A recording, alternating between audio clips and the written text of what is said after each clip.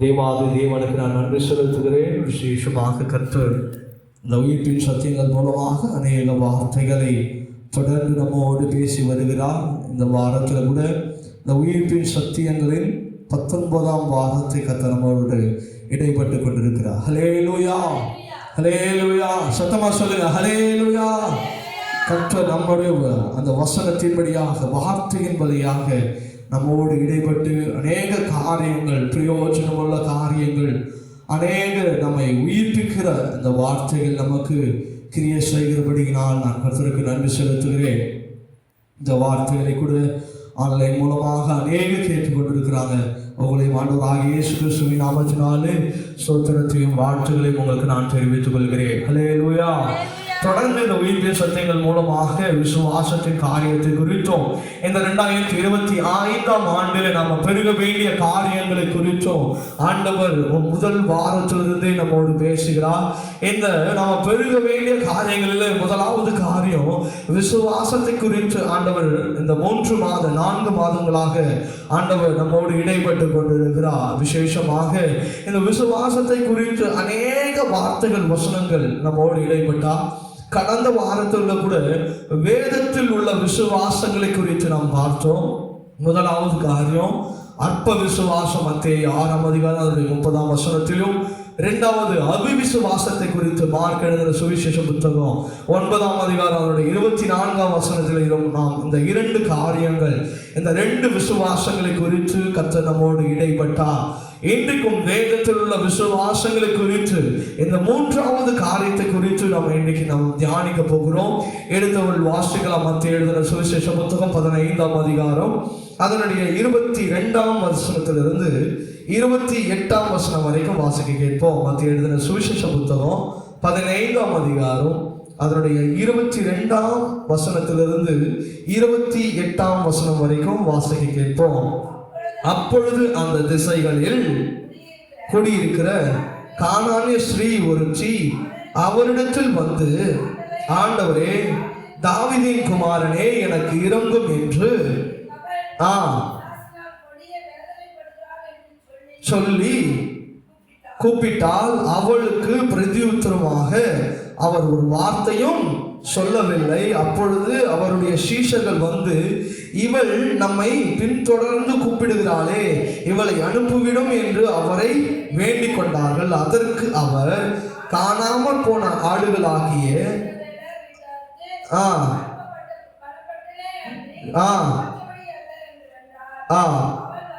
அவள் வந்து, ஆண்டவரே, எனக்கு உதவி செய்யும் என்று அவரை பணிந்து கொண்டார்.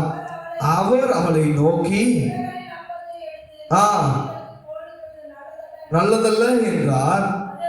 அதற்கு அவள், மெய்தான் ஆண்டவரே, ஆகிலும் நாய்க்குட்டிகள் தங்கள் எஜமானின் மேஜைகளில் இருந்து விடும் துணிக்கைகளையாவது தின்னுமே என்றால். 28ஆம் வசனம். இயேசு அவளுக்கு பிரதியுத்தரமாக, ஸ்திரீயே, உன் விசுவாசம் பெரிது, நீ விரும்புகிறபடி உனக்கு ஆக கடவது என்றார். அந்நேரமே அவள் மகள் ஆரோக்கியமானார். ஹல்லேலூயா, ஹல்லேலூயா, ஹல்லேலூயா. இங்கே இந்த வேத வசனத்துல இந்த 3வது விசுவாசத்தை குறித்து நம்ம தியானிக்கப்படுகிறதான வசனத்துல நம்ம பார்க்கப்படுகிறதான விசுவாசம் என்னவென்று சொன்னால், பெரிய விசுவாசம். ஆண்டவர் சொல்றார், விசுவாசம் பெரியது.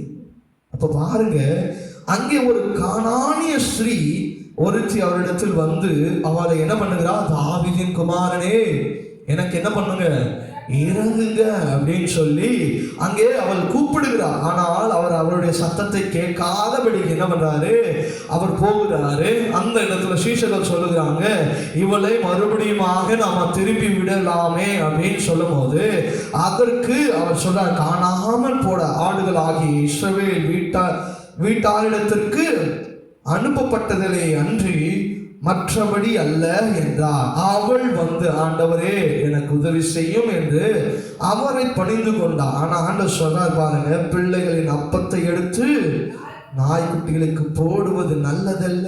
இதனுடைய ஆவிக்குரிய அர்த்தங்களை நம்ம பார்க்கும் பொழுது, அங்கே அவள் ஒரு கானானிய ஸ்ரீயா இருந்தால், வேற்று அவள் ஜாதி உடையவளாய் காணப்படுகிறாள்.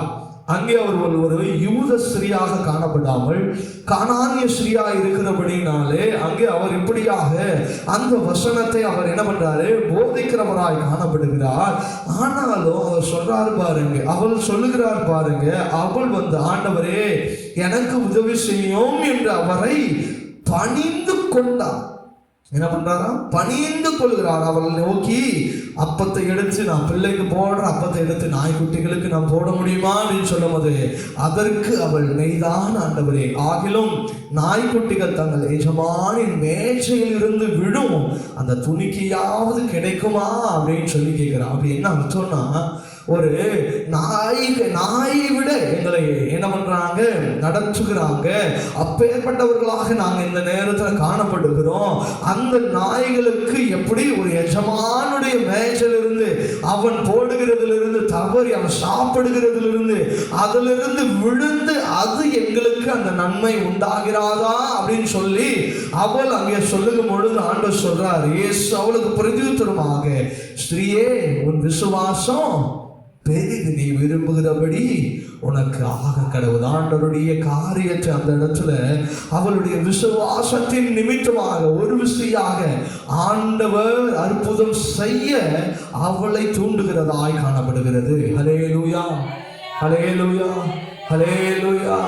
அங்கே அவருடைய இருதயம் மாற்றப்படுகிறது. அவருடைய காரியங்கள் அவளுடைய விசுவாசத்தின் நிமித்தமாக அங்கே மாற்றப்படுகிறதை நாம காண முடிகிறது. இன்றைக்கும் என் தேவ ஜனங்களே, இதை கேட்டுக்கொண்டிருக்கிற என் தேவ பிள்ளைகளே, உங்களுடைய விசுவாசம் உங்களுடைய நம்பிக்கை எவ்வளவு பெரியதாய் இருக்கிறது என்பதை நீங்களும் நாமும் இந்த நாள்ல ஆராய்கிற காரியத்துல நாம வந்திருக்கிறோம். நீங்க வைக்கிற விசுவாசத்தின் நிமித்தமாக ஆண்டவர் உங்கள் பக்கமாய் திரும்ப வைக்கிறதான விசுவாசமாய் இருக்கணும். அப்பேற்பட்ட விசுவாசம் நமக்குள்ள காணப்பட வேண்டியதாய் காணப்படுகிறது. ஹல்லேலூயா. அங்கே அவர் சொல்லுகிறார், எஜமானுக்கு விழுது அந்த மேஜையிலிருந்து கீழே விழுகிறத அந்த நாய் சாப்பிடுகிறது போல ஆண்டவரே, நீங்க ஏதோ ஒரு வேலையா போறீங்க, அதுல கொஞ்சம் எண்ணெய் இந்த நாய் போல இருக்கிற எண்ணெய் நினைத்து பாருங்க அப்படின்னு சொல்றான். ஹல்லேலூயா, ஹல்லேலூயா. அவனுடைய விசுவாசம் எவ்வளவு பெரியதா இருக்குது. ஆண்டோடைய வாயிலிருந்து சொல்றான், அவனுடைய விசுவாசம் பெரியது. இன்னைக்கு எத்தனை பேருடைய விசுவாசங்கள் பேர்பட்டதாய் காணப்படுகிறதா இருக்கிறது. ஒருவேளை ஆண்டவர் ஒருவேளை இவளுக்கு ஆசீர்வாதத்தை தள்ளி வைக்கலாம் என்று சொல்லி நினைத்திருக்கலாம். ஆனால் உங்களுடைய விசுவாசம் பெரியதா இருக்கும் பொழுது அவர் உங்களுடைய காரியத்தை பார்த்து உடனே அவர் அற்புதத்தை செய்கிறவராய் காணப்படணும். அப்பேற்பட்ட விசுவாசத்தை உடையவர்களாக நீங்களும் நானும் காணப்பட வேண்டும் என்று சொல்லி இன்றைக்கு ஆண்டவர் உங்களிடத்தில் என்னிடத்திலிருந்து அவர் எதிர்பார்க்கிறவராய் இருக்கிறார். இன்றைக்கு நம்முடைய விசுவாசம் எப்பேற்பட்டதாய் காணப்படுகிறது, எவைகளை நோக்கி இருக்கிறது, எதை நம்பி இருக்கிறது, எவைகளை நாம் விசுவாசித்து நம்முடைய விசுவாசம் எப்பேற்பட்டதில் எதெல்லாம் பெருசா இருக்கிறது என்பதை இந்த நாள்ல நீங்களும் நானும் ஆராய வேண்டியது மிக அவசியமாய் காணப்படுகிறது. இன்னைக்கு எது மேல நம்ம விசுவாசத்தை வச்சிருக்கிறோம், எது மேல நம்ம நம்பிக்கையை வச்சிருக்கிறோம்? உலகத்தின் மேலேயும் உலகத்தின் காரியத்தின் மேலேயும் பொன்னின் மேலும் பொருள் மேலேயும் மனுஷன் மேலேயும் மனுஷகத்தின் மேலேயும் எல்லாத்து மேலேயும் நம்பிக்கையை வைக்கிறோம். தவிர கடைசியா யார் மேல நம்பிக்கை வைக்கிறது இல்லை, ஆண்டவர் மேல. யார் மேல நம்பிக்கை வைக்கணுமோ அவங்க மேல நம்ம நம்பிக்கை வைக்கிறது இல்லை. அவங்க சொல்லிட்டாங்க, இவங்க சொல்லிட்டாங்கன்னு சொல்லி அவங்க எனக்கு உதவி செய்வாங்க, இவங்க எனக்கு உதவி செய்திருவாங்க அப்படின்னு சொல்லி நாம கடைசியில் என்ன பண்ணிடுவோம், ஏமாந்ததுதான் மிச்சம். ஆனால் இன்றைக்கு நம்முடைய விசுவாசம் இந்த கானானிய ஸ்திரீயை போல எப்படி இருக்கணும்? நம்முடைய விசுவாசம் பெரியதாய் காணப்படணும். எப்படி இருக்கணும்? என் விசுவாசம் பெருசா இருக்கணும். நாம மாத்திரம் நம்முடைய எண்ணங்கள் மாத்திரம் பெருசா இருந்தது, நம்முடைய திட்டங்கள் மாத்திரம் பெருசா இருக்கிறது முக்கியம் அல்ல. நம்முடைய விசுவாசம் எப்பேற்பட்டதா இருக்கணும், பெரிதாய் காணப்படணும் என்பதை ஆண்டவர் இன்றைக்கு நமக்கு திட்டவட்டமாய் சொல்லிக் கொடுக்கிறார் என்பதில் எந்த மாற்றமும் எந்த காரியங்களும் இங்கே நமக்கு சொல்லப்படுகிறதா இல்லை. இன்னைக்கு இதை நாம நம்முடைய வார்த்தைகளை, நம்முடைய எண்ணங்களில் இவைகளை நாம என்ன பண்ணணும்? புரிந்து கொள்ளவர்களாய், தெரிந்து கொள்ளவர்களாய் இந்த நாளில் நாம அதை உறுதியாய் தேடுகிறவர்களாய் காணப்படணும். அல்லேலூயா, அல்லேலூயா. கொஞ்சம் ஒரு விஷயம் கேட்டு நமக்கு நடக்கலைன்னும் போது உடனே சோர்ந்து போயிடணும் இல்லையா? இன்னைக்கு கிறிஸ்துவனுடைய வாழ்க்கையில அதுதான், ஆண்டவர்கிட்ட கேட்டுட்டேன், ஆண்டவர் நமக்கு செஞ்சிடுவாரு, நன்மையை உடனே செஞ்சிடணும் அப்படின்னு சொல்லி தான் இன்னைக்கு என்ன பண்ணுவோம்? கேட்டுக்கொண்டு இருக்கிறோம். இன்னைக்கு எல்லாருடைய நம்முடைய கிறிஸ்துவனுடைய விசுவாசம் என்ன தெரியுமா? நம்ம செபித்து கொண்டிருக்கும் பொழுது வானத்திலிருந்து ஆண்டவருடைய சத்தம் கேட்கிறோம். மகளே, மகனே, உன் ஜெபம் கேட்கப்பட்டது, நீ விசேஷமானவன், நீ விசேஷமானவள், உடனே உனக்கு நான் என்ன பண்றேன்? நீ கேட்ட எல்லாவற்றையும் கொண்டு வருகிறேன். காலையில ஒருத்தர் வந்து கொடுப்பாரு, இல்ல கேட்டுக்கொண்டிருக்கிறேன் தேவ பிள்ளையே, உன்னை அவர் விசுவாசத்துல நடத்த வேண்டும் என்று சொன்னார். ஒரு சில காரியங்களுக்குள்ள உன்னை நடத்துவார் என்பதில் எந்த மாற்று கருத்துமே இல்லை. அவள் ஆண்டவரை நோக்கி எனக்கு இரங்கும் என்று சொல்லி கேட்கும் பொழுது அவர் கேட்காதது போல இருந்தார். ஆனால் விடாமல் அவரை பற்றி கொண்டார், அவளை தேடினார், அவளை பின்பற்றினார், அவரோடு பேசினார், அவரோடு அவர் இருதயத்தை மாற்றினார் என்பது இந்த நாளில் நீங்களும் நானும் புரிந்து கொள்ள வேண்டியதில்லை, அவசியமாய் காணப்படுகிறது. ஒரு தடவை கேட்டுட்டா போதும், உடனே ஆண்டவர் செய்யணும் போது ஆண்டவர்கிட்ட நமக்கு என்ன வந்துடுது? போங்க ஆண்டவரே, இனிமே நான் என்ன பண்ண மாட்டேன், உங்க ஆலயத்துக்கு வர மாட்டேன், தேட மாட்டேன், நான் பைபிள் படிக்க மாட்டேன், ஜெபிக்க மாட்டேன் அப்படின்னு சொல்லி இன்னைக்கு பின்மாற்றத்தில் வாழ்ந்து கொண்டிருக்கிறோம். ஆண்டவரை தேடாமல் நம்ம ஒதுக்கி கொள்ளுகிறோம் நம்மை. ஆனால் இது நம்முடைய விசுவாசத்தை எப்பேற்பட்டதா என்பதிலே நம்மை காண்பிக்கிறது. உன்னுடைய விசுவாசம் ஒருவேளை பெரிதா இருந்துச்சுன்னு சொன்னா யோபுவை போல இருக்கும். என் ஆண்டவர் எனக்கு நன்மை செஞ்சாலும் சரி, நன்மை செய்தாலும் சரி, அவரை தேடுவேன்னு சொல்லுகிற உன்னுடைய விசுவாசம் காண்பிக்கிறதா இருக்கணும். ஆனால் இன்னைக்கு ஆண்டவரிடத்துல ஒரு சில சின்ன காரியங்களை கேட்கும் பொழுது ஆண்டவர் செய்யலன்னும் போது நம்முடைய மனமும் என்ன பண்ணுது? சோர்ந்து போகுது, நொந்து போகுது. உடனே ஆண்டவரை விட்டு என்ன பண்ணுகிறோம்? வழி விலகி போகிறோம், பின்மாற்றத்தில் போகிறோம், ஆண்டவரை தேடாமல் போகிறோம். இதெல்லாம் யாருக்கு நஷ்டம் சொல்லுங்க? ஆண்டவரை தேடாமல் போறதுனால ஆண்டவர் ஏதாவது நஷ்டமா? சொல்லுங்க பார்ப்போம். யாருக்கு நஷ்டம்? நமக்கு தான் நஷ்டம். கடைசியா நீ எங்க போக போற? நரகத்துக்கு போக போற. உன் வாழ்க்கை என்ன ஆயிடும்? ஆண்டவர் உனக்காக சிந்தின ரத்தம் எல்லாம் என்ன ஆயிரும்? வீணா போயிடும். நீ ஆண்டவரை தேடுறதுக்காக தான் ஆண்டவர் எல்லாத்தையும் உனக்கு ஆயத்தப்படுத்தி வைத்திருக்கிறாரே தவிர நீ எல்லாவற்றையும் விட்டுட்டு உலக ஆசைக்காக அவரை தேடாமல் நீ வாழ்ந்திருப்பாயானால், அவரை தேடாமல் இருப்பாயானால் நீங்க அவைகளில் எச்சரிக்கையாய் காணப்பட வேண்டிய காரியம். உன் ஆத்துமா, நீ தேவனை தேடாமல் இருக்கிறாய் என்று சொன்னா உங்கள் ஆத்துமா நஷ்டம் அடைகிறது என்பதை நீங்கள் ஆராய்ந்து பார்க்க வேண்டியது மிக மிக மிக மிக அவசியமாய் காணப்பட்டு கொண்டிருக்கிறது. இன்னைக்கு கிறிஸ்தவரோட வாழ்க்கை பாருங்க, எல்லாருமே ஒரு பின்மாற்றம். இன்னைக்கு சபையில பாருங்க எவ்வளவு பேர் ஞாயிற்றுக்கிழமை ஆராதனை அட்டன் பண்றாங்க. ஆனால் ஒரு பண்டிகை வைக்கட்டுமே சபையில, ஒரு கம்யூனியன் வைக்கட்டும், அப்ப கூட அது 3 மாசத்துக்கு ஒரு வாட்டி. ஏன்னா சபையில இருந்து என்ன பண்ணிடுவாங்க? விலக்கிடுவாங்க, சபையில இருந்து துரத்திடுவாங்க, கம்யூனியன் கொடுக்க மாட்டாங்க அப்படின்னு சொல்லி அந்த 3 மாசத்துக்காவது ஒரு வாட்டி எடுக்கணும்னு சொல்லி எடுக்கிறாங்க. கிறிஸ்துமஸ்க்கு, நியூ இயருக்கு, ஈஸ்டருக்கு, இதில் தான் ஒரு சிலரை நம்ம என்ன பண்ண முடியும்? அவர்களை தேடுகிறவளாய் பார்க்கிறவளாய் இருக்கணும். ஆனால் ஒரு சிலரை மாத்திரம்தான் எல்லா வாரமும் என்ன பண்ண முடியும்? சபைகளிலே நம்ம பார்க்க முடிகிறது. ஏன்? அவங்க வாழ்க்கையில கஷ்டம் இல்லையா? அவங்க வாழ்க்கையில துன்பம் இல்லையா? எல்லாருடைய வாழ்க்கையில எல்லாமே இருக்கிறது. அதை மேற்கொள்ளுகிற காரியங்கள் தான் இன்றைக்கு நம்முடைய விசுவாசம் பெரிதாய் காணப்படுகிறது. ஹல்லேலூயா, ஹல்லேலூயா. இதை கேட்டுக்கொண்டிருக்கிற என் தேவ பிள்ளைகளே, உங்களுடைய விசுவாசம் எவ்வளவு பெரிதாய் இருக்கிறது என்பதை கர்த்தர் உங்களை சோதிக்கிறார். இவைகளிலே நீங்கள் உங்களை ஆராய்ந்து பார்க்கும்படியாக இந்த நாளிலே உங்களை நீங்கள் நிதானித்து ஆராய்ந்து பாருங்க. ஹல்லேலூயா, ஹல்லேலூயா. அந்த கானானிய ஸ்திரியை போல உங்களுடைய விசுவாசம் காணப்படணும். விசுவாசம் பெரிதாய் காணப்படணும். விசுவாசம் அவரை விடாமல் பற்றி கொள்ளணும். இல்லையா? ஒரு சில மனுஷங்க நம்மளை உதறி தள்ளினாலும் அவங்களுடைய அன்புக்காக ஓடுறோம், பார்த்துருக்கீங்களா? அது போலதான் ஆண்டவரை விடாமல் பற்றி கொள்ளணும். ஆண்டவர் என்னை ஆசீர்வதிக்கிற வரைக்கும் ஆண்டவரே உம்மா விடமாட்டேன்னு சொல்லி யாக்கோபு சொன்னா பாருங்க. அப்படியாக ஆண்டவர் உறுதியாய் பெற்றுக் கொள்ளுங்க. ஏன்னா நாம கடைசி காலத்துல வாழ்ந்து கொண்டிருக்கிறோம். நமக்கு ஒரே ஒரு ஆதாரம், ஒரே ஒரு நம்பிக்கை, ஒரே ஒரு விசுவாசம், ஒரே ஒரு உறுதி இந்த உலகத்துல ஒண்ணுன்னு சொன்னா அது நம்முடைய ஆண்டவராகிய இயேசு கிறிஸ்து மாத்திரமே என்பதில் எந்த எந்த எந்த எந்த ஒரு சந்தேகமும் நமக்குள்ள காணப்படுகிறது. ஹல்லேலூயா, ஹல்லேலூயா. அவரை தேடுகிறவர்களாக கர்த்தர் நம்மை மாற்றும். நம்முடைய விசுவாசம் மிகவும் பெரிதாய் இருக்கிறது. உங்களுடைய விசுவாசம், என்னுடைய விசுவாசம் மிகவும் பெரிதா இருக்கணும். தேவ பிள்ளைகளே, உன் விசுவாசத்துல நீ குறுகி போகிறன்னு சொன்னா, நீ ஆண்டவரை விட்டு வழி விலகி போகிறேன்னு சொன்ன அர்த்தம், நீ ஆண்டவரை தேடாம போகிறாய் என்று சொன்னா உன்னை பிசாசு மேற்கொள்ள தொடங்கிட்டான்னு அர்த்தம். நீ இயேசுவை தேடாம போகிறேன் என்று சொன்னா பிசாசு உன்னை மேற்கொள்ள ஆரம்பிச்சுட்டான்னு அர்த்தம். இயேசுவை விட்டு நீ பின்மாற்றத்துல போறேன்னு சொன்னா உன் வாழ்க்கையை பிசாசுடைய கரத்துல நீ கொடுத்துட்டேன்னு அர்த்தம். இதுதான் இன்றைக்கு நம்ம ஆராய வேண்டிய விஷயங்களா இருக்கிறது. இல்ல பாஸ்டர், நாங்கள் வீட்லயே ஜெபம் பண்ணிக்கிறோம், நாங்கள் வீட்லயே தேடுகிறோம். அப்புறம் எதுக்கு ஆண்டவர் சபையை உருவாக்கினா? சபையின் ஒழுங்குகளை எதுக்கு உருவாக்கினா?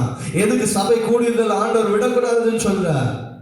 உன் விசுவாசம் உன்னை பெரிதாய் காணப்படணும். ஹல்லேலூயா. நீ வீட்டுல இருந்து எவ்வளவு ஜெபிச்சாலும் விசுவாசம் கூட நீ ஜனங்களோடு ஜனங்களாய் வந்து கூடி செபித்து பாருங்க, உங்க விசுவாசம் பெருகிறத நீங்க காண முடியும். ஹல்லேலூயா, ஹல்லேலூயா. அப்போ உன்னுடைய விசுவாசம் பெருகணும் என்று சொன்னா நீ ஆண்டவரை விடாமல் பற்றிக்கொள்ள, அவரை தேடணும், அவரை நம்பிக்கையோடு பார்க்கணும், அவரை விசுவாசிக்கணும். உன்னுடைய காரியங்களை மாத்திரக்குரியாக விட ஆண்டவரை தேடுகிறவர்களுக்கு ஒரு நன்மையும் குறையப்படாது. ஹல்லேலூயா. அப்ப அவரை தேடுங்க, அவரை உறுதியாக பிடிச்சு கொள்ளுங்க. உங்க வாழ்க்கையில மாறாத விஷயங்கள், மாறவே மாறாது நீங்க நினைச்சிருப்பீங்க பாருங்க, ஒரு சில காரியங்கள், அதை எல்லாவற்றையும் ஆண்டவர் மாற்றுவார். ஹல்லேலூயா. அதுக்கு நானே சாட்சி இல்லையா? என் வாழ்க்கையில ஒரு சில காரியங்கள் எல்லாம் நான் நினைச்சு பார்த்தேன்னா, இதெல்லாம் என் வாழ்க்கையில நடந்திருக்கிறதா என்று சொல்லி நான் பார்க்கிறேன் என்று சொன்னால் என்னுடைய காரியங்களை நான் இன்றைக்கு ஆராய்ந்து பார்ப்பேன். அப்ப என் வாழ்க்கையில ஆண்டவர் இந்த காரியத்தை எல்லாம் நடத்திருக்கிறார் என்று சொன்னால் அன்றைக்கு நான் ஆண்டவரை தேடித நிமித்தமாக, அவரை நான் விசுவாசத்தின் நிமித்தமாக இன்றைக்கு கூட ஒரு சில விஷயங்களுக்காக நான் ஆண்டவரோடு ஜெபித்துக் கொண்டிருக்கிறேன். ஆண்டவர் எனக்கு ஒரு 2 நாளைக்கு முன்னாடி நான் ஜெபித்துக் கொண்டிருக்கும் பொழுது ஆண்டவர்கிட்ட ஒரு சில காரியங்களை கேட்டு, ஆண்டவரே இப்படியா இருக்குதேன்னு சொல்லி ஆண்டவர் எனக்கு நினைப்பூட்டினது ஒரே ஒரு காரியம்தான், ஒரே ஒரு காரியம்தான். இந்த காரியம் உனக்கு நடக்குமா என்று சொல்லி எவ்வளவோ சந்தேகத்தோடு இருந்த, இந்த காரியம் வாழ்க்கையில நடக்கவே நடக்காதுன்னு சொல்லி எவ்வளவு சந்தேகத்தோடு இருந்த, ஆனால் இன்றைக்கு இந்த காரியம் கையில் இருக்குது தெரியுமா அப்படின்னு சொல்லி சொன்னார். ஆமா ஆண்டவரே, அன்னைக்கு நான் ஆண்டவரே அவிசுவாசமா காணப்பட்டேன், ஆனால் இன்றைக்கு அந்த காரியம் எனக்கு எப்படி இருக்குது, என் கைக்கு வந்து இருக்குது. அதே போலதான் இன்றைக்கு இந்த காரியம் உனக்கு நடக்குமா, இந்த காரியம் இப்படி இருக்குதுன்னு சொல்லி நீ மனசார்ந்து போயிருக்கிறேன். இதே போலதான் இந்த காரியத்தை எப்படி நான் உனக்கு செய்யணும், இதே போலதான் இந்த காரியத்தை நான் உன் வருங்காலங்களில் செய்வேன் என்று சொல்லி ஆண்டவர் என்னை தேற்றினார். ஹல்லேலூயா, ஹல்லேலூயா. நம்முடைய வாழ்க்கையில அப்படிதான். நம்ம ஒரு வேளை ஒரு சில நேரத்தில் சோர்ந்து போயிடுவோம். இது எப்படி நடக்கும், இது எப்படி வரும், இது எப்படி எனக்கு நேரிடும், இந்த காரியம் எனக்கு எப்படி நடக்கும் அப்படின்னு சொல்லி பல வேளையில நம்ம யோசிக்கிறது உண்டு. ஆண்டவர் இன்னைக்கு இந்த ராத்திரி வேளையில் உங்களோடு பேசுகிற காரியம், உன் விசுவாசம் பெரிதா இருந்தால் உனக்கு ஆண்டவர் வைத்திருக்கிற அந்த காரியத்தை என்ன பண்ணுவாரு, செய்கிறவராக இருக்கிறார். அந்த ஆண்டு சொல்றாரு பாருங்க 28ஆம் வசனத்துல, இயேசு அவளுக்கு பிரதியுத்தரமாக, உடனே பிரதியுத்தரமாக உடனே அவர் சொல்லுகிறதுக்கு முன்னாக என்ன பண்றாரு ஆண்டவர், 2வது அதை அப்படியே அவனுக்கு நான் ஆன்சர் பண்றேன். என்ன சொல்றாரு, சரியே உன் விசுவாசம் பெரிது, நீ விரும்புகிறபடி உனக்கு ஆக கடவுது. ஹல்லேலூயா, ஹல்லேலூயா. சத்தமா சொல்லாமா, ஹல்லேலூயா. உன் விசுவாசம் பெருசா இருந்துச்சுன்னா உன் மன விருப்பத்தின்படி ஆண்டவர் செய்வார். ஹல்லேலூயா. நீங்க விசுவாசம், உன் விசுவாசம் எவ்வளவு பெருசா இருக்கிறது என்பதை நீங்க ஆராய்ந்து பார்க்கணும். உன் விசுவாசம் பெருசாச்சுன்னா உன் விருப்பம் என்ன என்பதை அவர் அறிந்து அதன்படியாய் செய்கிறவராய் இருக்கிறார். ஹல்லேலூயா. இன்னைக்கு பார்த்த மூன்றாவது காரியம் பெரிய விசுவாசம். நமக்குள்ள அந்த விசுவாசத்தை கர்த்தர் ஏற்படுத்த வேண்டும் என்று சொல்லி நம்மை நிதானித்து பார்ப்போம். கர்த்தர் பெரிய காரியங்களை செய்வார். நான்காவது காரியம், லூக்கா எழுதின சுவிசேஷ புத்தகம் 7ஆம் அதிகாரம் அதனுடைய 2ஆம் வசனத்திலிருந்து 9ஆம் வசனம் வரைக்கும் வாசிப்போம். லூக்கா எழுதின சுவிசேஷ புத்தகம் 7ஆம் அதிகாரம் அதனுடைய 2ஆம் வசனத்திலிருந்து 9ஆம் வசனம் வரைக்கும் நம்ம வாசிக்க கேட்போம். 100க்கு அதிபதியாகிய ஒருவனுக்கு பிரியமான வேலைக்காரன் வியாதிப்பட்டு மரண அவஸ்தையில் இருந்தான். அவன் இயேசுவை குறித்து கேள்விப்பட்ட போது அவர் வந்து குணமாக்க வேண்டும் என்று அவரை வேண்டிக் கொண்டபடி அனுப்பினான். வந்து வேண்டிக் கொண்டு செய்வதற்கு அவன் பாத்திரனாய் இருக்கிறான், நேசிக்கிறான் என்றார்கள்.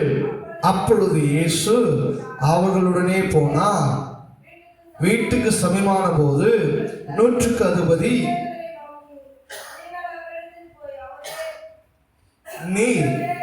நீர் வருத்தப்பட வேண்டாம், நீர் என் வீட்டு வாசலுக்குள் பிரவேசிக்க நான் பாத்திரன் அல்ல, நான் உம்மிடத்தில் வரவும் என்னை பாத்திரனாக எண்ணவும் இல்லை. ஒரு வார்த்தை மாத்திரம் சொல்லும், அப்பொழுது என் வேலைக்காரன் சுத்தமாவான். நான்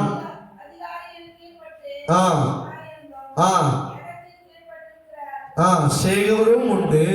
நான் ஒரு வேலை போவென்றால் போகிறான், மற்றொருவன் வா என்றால் வருகிறான், என் வேலைக்காரனை இதை செய் என்றால் செய்கிறான் என்று நான் சொன்னதாக சொல்லுங்கள் என்று அவர்களுக்கு அனுப்பினான். இயேசு இவைகளை கேட்டு அவனை குறித்து ஆச்சரியப்பட்டு திரும்பி தமக்கு பின் செல்லுகிற திரளான ஜனங்களை நோக்கி, இஸ்ரவேலுக்குள்ளே நான் இப்பேற்பட்ட விசுவாசத்தை நான் காணவில்லை என்று உங்களுக்கு சொல்லுகிறேன் என்றார். ஹல்லேலூயா, ஹல்லேலூயா. நான்காவது விசுவாசம், இஸ்ரவேலுக்குள்ளே காணப்படாத விசுவாசம். ஹல்லேலூயா, ஹல்லேலூயா. இங்க நம்ம பார்க்கிறோம், ஒரு யார் அங்கே இருக்கிறான்? ஒரு 100க்கு அதிபதி, நல்ல ஒரு வசதிக்காரன். அந்த இடத்துல வேலை ஆட்கள் நிறைய பேர் இருக்கிறாங்க. அவன் போறதுக்கும் வானா வர்றதுக்கும் இதை செய்யறதுக்கும் என்ன பண்றான்? வேலை ஆட்கள் அவனுக்கு இருக்கிறது. ஆனால் ஆண்டவரிடத்தில் அவன் சொல்லுகிற காரியம் என்னவென்று சொன்னார், இயேசு கிறிஸ்துவே, நீங்கள் எங்க வீட்டுக்கு வருவதற்கு நான் யார் இல்ல, பாத்திரன் அல்ல. அதனால நீங்க ஒரு வார்த்தை சொல்லுங்க, என் வேலைக்காரன் என்ன பண்ணுவான்? சொஸ்தமாகுவான் என்று சொல்லுகிறார். அப்படியா ஆண்டவர் சொல்ல பாருங்க. இஸ்ரவேலுக்குள்ளே இப்பேற்பட்ட விசுவாசத்தை நான் என்ன பண்ணல, ஒரு காலமும் பார்க்கவே இல்லை. ஏன்னா அப்பேற்பட்ட விசுவாசத்தை அவன் உடையவனாய் இருக்கிறானே, அவனுடைய விசுவாசம் எவ்வளவு பெருசா இருக்கிறது பாருங்க. அவனுடைய விசுவாசம் எப்பேற்பட்டதாய் காணப்படுகிறது. ஏன்னா இஸ்ரவேலுடைய விசுவாசம் எப்பேற்பட்ட விசுவாசம் என்ன தெரியுமா? அவரை நன்மைக்கு மாத்திரம் தேடுகிற விசுவாசம், அவர் செய்யுகிற காரியங்களுக்கு மாத்திரம் நம்புகிற விசுவாசம், அவர் நன்மை செய்தால் மாத்திரம் அவரை தேடுகிற விசுவாசம். அப்பேற்பட்டவர்கள் ஆண்டு சொல்றார், இஸ்ரவேலுக்குள்ளே இப்பேற்பட்ட விசுவாசத்தை நான் என்ன பண்ணல, இது வரைக்கும் நான் பார்த்ததே இல்லைன்னு சொல்றார். ஹல்லேலூயா, ஹல்லேலூயா. அப்பேற்பட்ட விசுவாசம் என் தேவ பிள்ளைகளே, இன்றைக்கு உனக்கும் எனக்கும் காணப்படணும், உங்களுக்கும் எனக்கும் தேவைப்படணும். அப்பேற்பட்ட காரியங்களை நம்ம சொல்லணும். அநேகருக்காய் நாம ஜெபிக்கிறோம். இப்பேற்பட்ட காரியங்களை ஆண்டவரோடு நாம என்ன பண்ணணும்? பேசணும். ஏசப்பா, இவங்களுக்காக நான் ஜெபிக்கிறேன், நீங்க ஒரு வார்த்தை சொல்லுங்க போதும், அற்புதம் நடக்கும் சொல்லி இன்றைக்கு அவன் 100க்கு அதிபதி ஆண்டவரிடத்துல அவன் கேட்கிற விதமாக இன்றைக்கு உன்னுடைய ஜெபமும் என்னுடைய ஜெபமும் எப்பேற்பட்டதா இருக்க வேண்டும் என்று சொன்னார். அவர் இஸ்ரவேலுக்குள்ளே காணப்படாதவைகளான அப்பேற்பட்ட விசுவாசம் என் தேவ பிள்ளைகளிடத்தில் இன்றைக்கு காணப்பட வேண்டும் என்பது தேவனுடைய மிக மிகவும் ஆசைப்படுகிற காரியமா இருக்கிறது. ஹல்லேலூயா, ஹல்லேலூயா. இன்னைக்கு நம்முடைய விசுவாசம் எப்பேற்பட்டதா இருக்கிறது? தேவ சொன்னமே, இதை கேட்டுக்கொண்டிருக்கிற தேவ பிள்ளைகளே, உங்களை ஆராய்ந்து பாருங்க. ஆன்லைன் மூலமாக இந்த வார்த்தைகளை கேட்டுக்கொண்டிருக்கிற தேவ ஜனமே, உங்களை ஆராய்ந்து பாருங்க. இந்த ராத்திரி வேளையில கர்த்தர் உங்களோடு பேசுகிறார், உங்களோடு இடைபடுகிறார், உங்களோடு ஒரு கேள்வியை கேட்கிறார். என் தேவ பிள்ளைகளே, உன்னிடத்துல எப்பேற்பட்ட விசுவாசம் இருக்கிறது? இன்றைக்கு இந்த 100க்கு அதிபதி அவனிடத்துல காணப்படுகிற விசுவாசம் உனக்குள் இருக்கிறதா இல்லையா என்பதை நீங்க ஆராய்ந்து பாருங்க. என் இயேசு என் வீட்டுக்கு வருவதற்கு நான் பாத்திரன் அல்ல, நான் தகுதி அற்றவன். ஏன்னா அவன் ஐஸ்வர்யமா இருந்தோம், அவனிடத்துல எல்லாமோ இருந்தோம். அவன் ஆண்டவரிடத்துல சொல்லுகிற காரியம், நான் பாத்திரவான் அல்ல ஆண்டவரே. நீ சொல்லி இன்னைக்கு கேட்டு பாருங்க. இன்னைக்கு தேவனுடைய பிள்ளைகள் இடத்துல கேட்டு பாருங்க. நான் தான் பெரியவன், நான் தான் எல்லாம், நான் தான் எல்லாமே, என்ன எல்லாமே ஒண்ணு நடக்காது. இன்னைக்கு நம்முடைய விசுவாசம் இவ்வளோ பெருசா இருக்குது. தாழ்மைப்படுங்க ஆண்டவருக்கு முன்பாக. விசுவாசம் எப்பேற்பட்டதா இருக்கணும்னா, இஸ்ரவேலுக்குள்ளே காணப்படாத விசுவாசம், அது தாழ்மையுள்ள விசுவாசம். ஹல்லேலூயா, ஹல்லேலூயா. நீ பணக்காரனா இருக்கலாம், உங்ககிட்ட எல்லாமே இருக்கலாம், நீ ஐஸ்வர்யமானா இருக்கலாம், நீ 100க்கு அதிபதியா இருக்கலாம், உங்ககிட்ட கார் இருக்கலாம், பணம் இருக்கலாம், பங்களா இருக்கலாம், என்ன வேணா இருக்கலாம். ஆனா என் தேவ ஜனமே, இது நல்லா கவனித்துக்கொள்.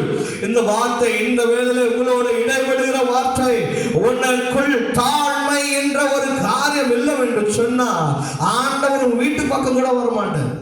ஹல்லேலூயா, ஹல்லேலூயா. உன் வீட்டு பக்கத்துல கூட வர மாட்டார். உனக்குள்ள தாழ்மை என்ற காரியம் இல்லைன்னா, இந்த தாழ்மையின் ரூபம் எங்க இருந்தது? இந்த 100க்கு அதிபதி அவனிடத்தில் இருந்தது. அவனிடத்துல எல்லா வசதிகளும் எல்லா காரியங்களும் அவனிடத்தில் இருந்த போதும் அவன் தன்னை இயேசுவுக்கு முன்பாக தாழ்த்தினவனா இருந்தபடியினாலே அவரிடத்துல ஆண்டவர் சொல்லுகிறதான காரியம் இன்றைக்கு இஸ்ரவேலுக்குள்ளே அவர் சொல்ற, இஸ்ரவேலுக்குள்ளும் நான் இப்படிப்பட்ட விசுவாசத்தை நான் என்ன பண்ணல, பார்க்கலையே. விசுவாசத்துக்கு பேர் போனவங்க கிட்டயே நான் இப்பேற்பட்ட விசுவாசத்தை பார்க்கலையப்பா. இவன் எப்படியா என்னை விசுவாசிக்கிறான்? ஒரு நாளும் ஒரு காலமும் இப்பேற்பட்ட காரியத்தை நம்ம ஆண்டவர்கிட்ட இருந்து கேட்கணும்.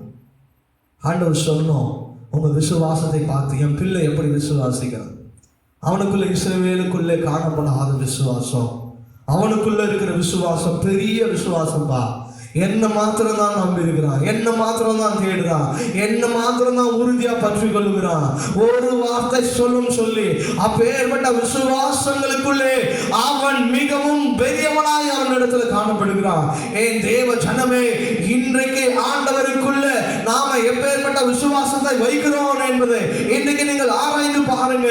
எந்த அளவுக்கு நாம ஆண்டவரை விசுவாசிக்கிறோம் என்பதை நீங்களும் நானும் ஆராய்ந்து பார்க்க வேண்டியது மிகவும் அவசியமாக காணப்படுகிறது.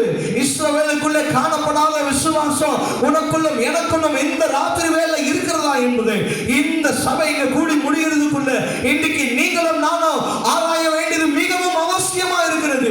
அந்த 100க்கு அதிபதி அவனிடத்தில் ஒரு தாழ்மையான ஒரு விசுவாசத்தை பெற்றிருந்தா, ஒரு தாழ்மையின் ரூபத்தை அவன் பெற்றிருந்தா, அவன் ஐஸ்வர்யவானா இருந்தோ, அவனிடத்தில் எல்லாமும் இருந்தோ, அவனிடத்தில் ஒரு தாழ்மை ஆண்டவரிடத்தில் அவன் வைத்தது போல இன்றைக்கு கிறிஸ்துவ ஜீவியத்தில் வாழ்ந்திருக்கிற என் தேவ ஜனமே, என்ன காரியங்களுக்குள்ளாக எப்பேற்பட்ட தாழ்மையின் ரூபத்தை நீங்கள் நானும் தரிக்கிறோம் என்பதை நாம ஆராய வேண்டியது மிகவும் அவசியமாய் காணப்படுகிறது. ஒரு கொஞ்சம் அப்படி ஆண்டவர் கொஞ்சம் லைட்டா நம்மளை தூக்கிட்டா நமக்கு என்ன வந்துருது? பெருமை வந்துருது. அப்படியே காலர் என்ன பண்றது? இப்படி தூக்கி விட்டுக்கிட்டு என்ன பண்றது? ஓ, நான் யார் தெரியுமா? யார்கிட்ட சொல்றது? ஆண்டவர்கிட்டே. நாங்க யார் தெரியுமா ஆண்டவரே? நான் ஆண்டவரே எங்ககிட்ட போய் சொல்றீங்களே, நாங்க எவ்வளவு பெரிய ஆளு, நான் எங்களை போய் இந்த வேலை செய்ய சொல்றீங்களே இல்லையா? இன்னைக்கு சொல்றாங்களா இல்லையா? நாங்க யாரு தெரியுமா? கொஞ்சம் ஆண்டவர் அப்படி லைட்டா அப்படி உயர்த்திட்டா போதும், அப்படியே ஒரு பெருமை. பெருமை பெருமையின் காரியம் நம்மளை என்ன பண்ணிடும்? அழுத்தி போட்டுரும். லூசிஃபர் அவன் தான் ஒரு பயங்கரமான ஒரு மியூசிஷியன், அவன் தான் worship லீடர், அவன் தான் அங்க என்ன பண்றான்? பரலோகத்தில் ஆண்டவரை துதி துதிக்கிறான், அவன் தான் ஆராதிக்கிறான், அவன் தான் ஆராதனை வீரன். ஓ, அவனுக்குள்ள பெருமை வந்துச்சு.